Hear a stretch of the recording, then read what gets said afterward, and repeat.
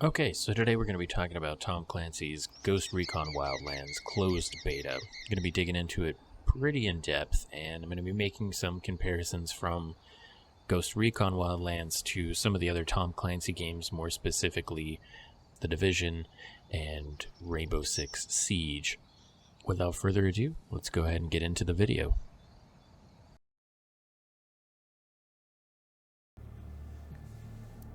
Alright, so one of the highlights for me whenever I pick up a new game or play a game is whenever it has a character creation process. I absolutely love that, and I was really curious to see what Ghost Recon Wildlands was going to be offering. Now, keep in mind this is the closed beta, so some of these things may change. However, we thought that about The Division as well, and what we got in the closed beta was actually pretty close to what we got in terms of the character creator in the final version of the game once it had gone gold. So I was really curious to see how they would stack up. Now, one of the things that I will point out in terms of The Division was it was kind of disappointing from a character creation standpoint. There was only a handful of faces. It had weird neck tattoos and sunglasses that once you had put them on your character, you could actually never take them off. And so I was curious to see what they did with Wildlands. Well, there really isn't a whole lot of option in terms of different faces and things like that. There's about 11 different faces in total, and then it has scarring and those different things. But overall, it definitely is slightly better than what I would say The Division offers, but it's still nothing on par with like some other games, like such as and this isn't really a fair comparison, but to give you an idea, Black Desert Online has probably one of the most in-depth character creators I've seen out of any game, so much so that they released the character creator as a standalone application that you could run before the game even came out and save your characters and then import them, which is something I think Tom Clancy games might actually benefit from if they're going to go forward and continue to make games that revolve around you creating your characters. Now, I will say the one thing that particularly shines in terms of the character creator for Wildlands is the fact that there is a lot of cosmetic options. I mean, there's a ton of different clothing options. There's different tactical vests, different pants, shoes, and then a multitude of different colors and camouflage accessories and things like that for your character, including the backpack. You have a lot of control over different backpacks, patches. There's tons of different patches that go on the backpacks and on the hats. So overall, there's definitely a much broader spectrum of accessory customization and clothing customization versus The Division, and it's pretty good, but I can't wait to see where they continue to go with the game. And I think they did also state that there will be cosmetic items and things like that you also unlock through different bosses in the game when you beat them, or conquering different parts of the map, or taking out different Santa Blanca cartel members. So it's going to be really interesting to see what's fully offered in the full game once it's released, and how much customization and accessory options you can actually acquire from playing the narrative of the game. One of the first things to kind of catch everyone's attention when they announced Ghost Recon Wildlands back at E3 was the fact that it had gone open world, which is something that generally all the games that are kind of coming out on the PS4 and Xbox One at the time now seem to kind of do.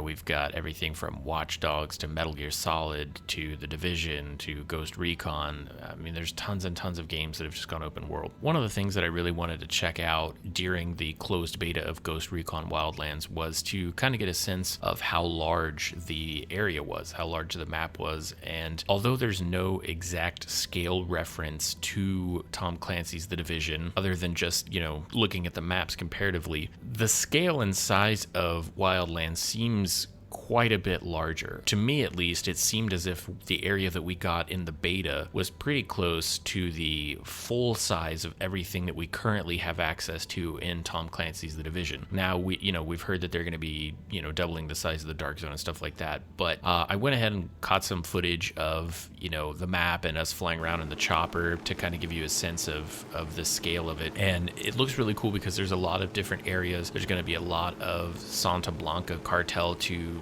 take out. And so overall, with the game giving you access to a ton of different regions, I think it's going to open up a lot of different opportunities and things like that for gameplay and missions, and how you might approach those missions and things like that.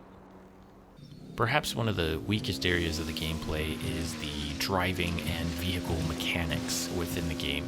Now, granted, Ubisoft isn't particularly known for creating, driving games or open world driving games. Yes, I know they did Watch Dogs, and, to me, I didn't play the second one, but to me, the first one, the driving experience was pretty bad, and it follows through pretty heavily in Ghost Recon, so much so to the fact that I would say that the driving mechanics are, as they exist currently at least, probably some of the worst I've experienced in any game out there. Now, I might be slightly biased by the fact that I play a lot of Grand Theft Auto, which is very driving centric, but the controls for this are just absolutely horrendous. There's times where you're, pushing your analog stick completely to the left or right, and there's barely any movement in the vehicle. Also, the controls for that just don't feel very intuitive to what you would expect from a driving experience. And the other thing that really kind of is an interesting approach is that the vehicles all seemingly kind of have different, speeds, top ends, acceleration, and different types of controls, which I'm fine with that. However, as you'll see in some of the footage, my not so high speed pursuit of a vehicle that was in good condition when I started the pursuit, and that is completely maxed out in terms of its top end, and it's just ridiculously slow. So much to the fact that, again, despite the fact that the map is that massive, it's almost more entertaining and fun to just walk everywhere because the driving really is that bad. Now, I'm hoping that they'll improve upon that, but as it is right now, it's like I said, it's pretty bad. The flight controls, again, are very simplistic, which is nice. And perhaps maybe a little too simplistic, but again, the flying mechanics within the game, whether it's a helicopter or a plane, although seemingly are a little bit different based on what vehicle you're in, it's just not a very good experience in terms of other games that I've played, both referencing Grand Theft Auto and Battlefield, for example. The flying experiences in those are much better than what they are inside of Ghost Recon Wildlands. And speaking of one of the areas of the gameplay that I thought was going to be a potential problem was the drone. I really wasn't a big fan of it in terms of what I had seen in the gameplay, and I thought it was going to just kind of become like a crutch that you used way too much. Essentially kind of how it is like when you play any of the Batman games, you have like the detective vision, which essentially you might as well just leave on 100% of the time because it's so useful that it really doesn't make sense to play the game without it. And I thought that that's how the drone was going to be in this game, but they've kind of tried to balance it pretty well. You can't really go too far away from your character. It has a battery life, so it can only be up in the air for a certain period of time. Now, granted, there are skills that will allow you to extend both of those things, but for the most part, what I saw is it was kind of just a quick throw it out, get your recon, make your plan of attack, and then execute your decisions on what your guys what you and your team were going to do. And so I'm pretty happy about that. We'll see how it transitions into the full game, of course, with the extra skill sets and stats and how that influences and impacts the game overall. But from what I've seen from the closed beta, I'm actually okay with the drone now, and that was one of my biggest issues in terms of the actual gameplay itself. And perhaps one of the biggest areas of the game that actually bugs me in terms of the gameplay the most is the sound design for the weapons. Now, I understand I'm probably in the minority of people here, but sound design to me is an absolute huge thing for the game, or games in general. Especially when it comes to games that are centric around weapons and firearms and things like that. It needs to have a very rewarding feel to the weapon in terms of both how it interacts with the controller and then of course the sound design.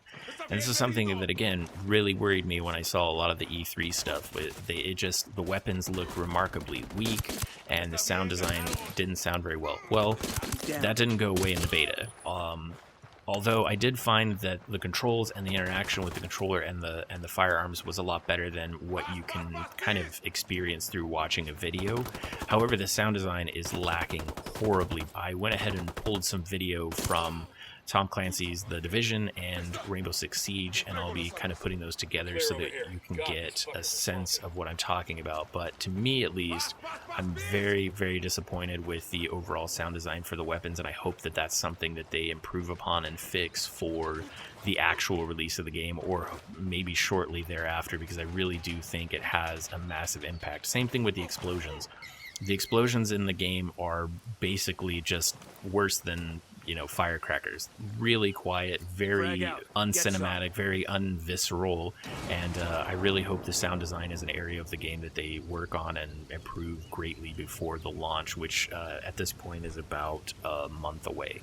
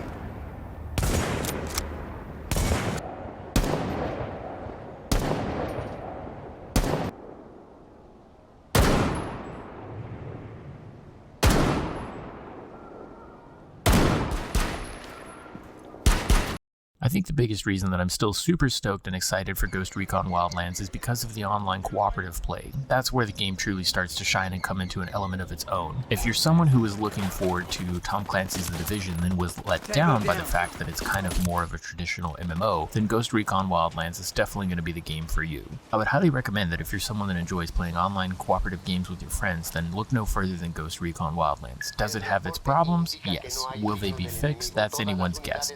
Until next time, this is RIcown saying thanks for watching. He's down.